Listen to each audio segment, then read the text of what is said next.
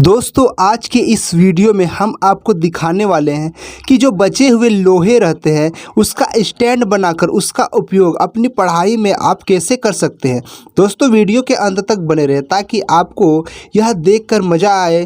कि एक लोहे का स्टैंड कैसे बनाया जाता है, वो भी टुकड़े पुर्जे का।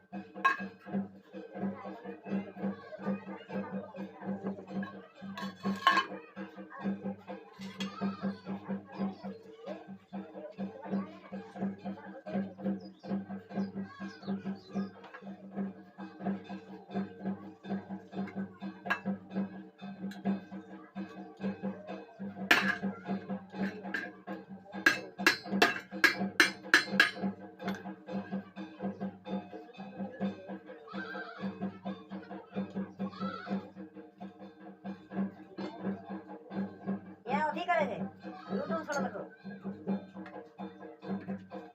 बोले जी उनका नहीं सामने जगह पैसा आया ना हां